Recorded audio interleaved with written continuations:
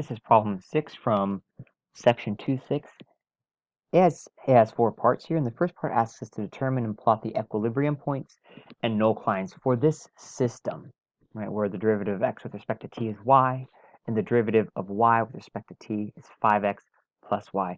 So in order to plot the equilibrium points, we're going to find the null lines first. So recall a null line is an isocline where it's equal to 0. And so if we look first for our v null line, that's a vertical null line. That happens when your derivative of x is 0. Right? So this is where we set the derivative of x equal to 0. And that, in fact, is already solved and satisfied. This gives us a nice line. So this is just the horizontal line. In fact, that's the x-axis. So we're going to plot that in just a second. I also like to find the horizontal null line, so the h null line. In this case, that's where you set the derivative of y with respect to t equal to 0. So this is found by saying 5x plus y is equal to 0. And so this is going to be a line. You know, some people prefer this is standard form for writing lines. Some people prefer to write it in, say, slope-intercept form. So these are our two null lines. So let's go ahead and graph these. So I'm going to put out a couple of axes here. So recalling that in this section, we're not graphing y versus t, but as x and y. So this is the x-axis and the y-axis. So I'll try to color code appropriately. So our v null line is actually already drawn. It's the x-axis, but what I'm going to do is on there, I'm going to indicate that the slope across this whole thing are in fact vertical lines. So these should all be straight up and down. So there's your v null line. So these aren't here to indicate numbers along the x-axis, but the vectors. And we're going to add arrows in a couple minutes here to find if it's pointing up or down. Now over here for my h null line, we have a line that goes through the origin, but has a slope of -5. And so it's maybe kind of steep, like so. Let's just sort of continue it off. So here should be a, it should be a straight line. And this is a horizontal null line. So all the solutions across this are going horizontally. So our equilibrium is found where both the derivative of x and y are 0. So that's exactly where a horizontal null line crosses a vertical null line. So I'll indicate that in blue here. So I'll just sort of circle where it's at. So it's where they cross. So there's our equilibrium. And we don't know yet if it's stable or unstable. All right, so what we're asked now to do is to show the direction of the vector field between the null lines. So recognizing here the direction, we're just really talking about a generic, is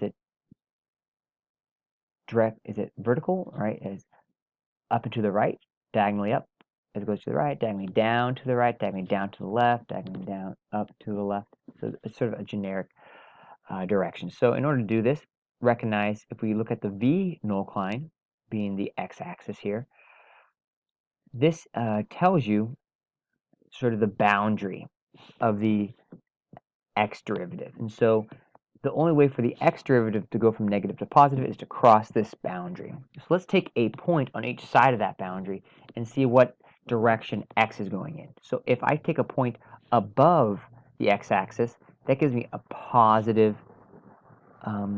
derivative of x with respect to t. So that tells me above the x-axis, everything is going to the right. If I go below it, then y would turn negative, which tells me so below it, everything is going to the left. And I've drawn an arrow in each of these little maybe quadrants or these regions that are sort of separated by these null lines. And this gives us sort of the left-right motion. Now, what about the up-down? Well, the green null line here is the boundary between, actually, before we go there, I should maybe quickly mention, this is helpful, that it's also true that this horizontal null line follows that same pattern. So we can get a sense of the direction on those null lines. Right, I was saying just a moment ago, let's talk about this next equation. So above the green line, let's take a point, a test point, and see, is my y value, is my derivative of y with respect to t, is that positive or negative? So if we take a point above our null line, maybe take x being 0, y being 100, right? It's positive. That's all I really care about. So it's positive. So above that green line, we have a positive. So I'm going to add an arrow on every one of my little vectors that are above the green line. And then if we take a point beneath it, so something like, oh, I don't know, x being 0, y being negative a billion, it goes down because derivative of y with respect to t would be negative. So below it, everything is going down. So we have these components of our vectors. So maybe in yellow, I'm going to just put an arrow representing the sum of those vectors. And if you're doing this, it may be helpful to, if you like to keep your diagram kind of neat, you might say, well, I don't really need those blue ones anymore. I figured it out. So maybe if you're using like pen and pencil or something like that, it might make it a little bit more clear. Right? So this is the direction of your vector field in these different regions. Now it asks us to sketch some curves. So let's see what's happening. Well, if I need to sketch curves for this, I could do it a couple ways. I might include more actual slopes in my direction field, not just this generic use, but we can get a sense that if, say, a point starts, let's do this in, what color shall I'm going to do my solution curves in white. If I start, say, right here, it looks like it's actually going to go up and away, right? If I start down here, oh, excuse me, I need to back up for just a second. We should also indicate just on these little white arrows as well. That will be helpful. All right, if I start, say, over here, it's kind of hard to tell exactly where. Maybe my slope's going to end up crossing this as it goes up and going down. That could happen. It may end up coming in here and going like so, right? There's a sense of what these could look like. If I start over here, we're going down to the left, so maybe if it's more, or down to the right, excuse me, if it's more to the right, it might end up swooping up. If it could also end up swooping down like so. So here's some solution options. With all this, you might notice that they're not really tending always directly towards my solution sometimes. So it seems like in this region they are kind of tending towards it, right? Towards that equilibrium. In this region they might be tending towards it, but then in these ones it's going away. Let me actually pull up a digital or a computer-generated graph of this so we might be able to see it more clearly. Great. So here I've pulled up a website that we're kind of familiar with, where we have we've often used the 1ODE method, but here we have but now will allow us to plug in a system of equations, so that's what we're going to use. And so for the derivative of x with respect to t, that was simply y, and the derivative of y with respect to t was 5 times x plus 3 times y. And here is our vector field already put in. So here's our whole phase plane. So in this case, we see that at that middle point of at the origin, that seems to be an equilibrium, and we've seen some of our solutions might go off, in these different directions. Now, it seems like we might be able to get some to go kind of close to it. Let's do this. Let's enter a point exactly at 0, 0 at the equilibrium, and notice if we put a point there, hit submit, we don't get a picture because, well, at that point it's going to stay there. If we put a point nearby, say 0.5, we get that black line to appear. All right, I'm going to get some fewer segments here to make this picture maybe a little bit less messy.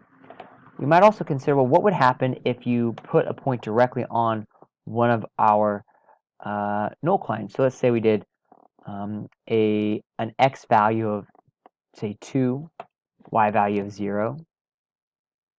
So we see on that vertical nullcline, they do sort of shoot off as you'd expect if that's your initial value. But what if we put one directly on our horizontal nullcline there, which gave us something like, what would we need? Oh yeah, to make dy dt 0. So something like 3 and 5. Or negative 5, I guess. Yep. Oh, that is just outside of my frame, excuse me. So I'm going to do 0.3, right, maybe, and negative 0.5.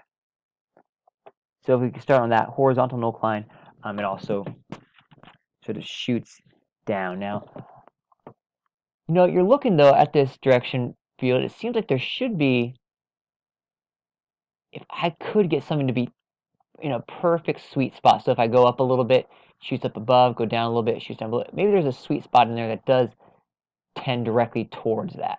And that could happen. You might have one sort of place where things will tend towards your equilibrium, but for the most part, it doesn't go there. So that equilibrium point is unstable. Great. So this is just something you could play around with to help with these this phase plane. Now, these, just for vocab, might be helpful to remind us, these are each called trajectories.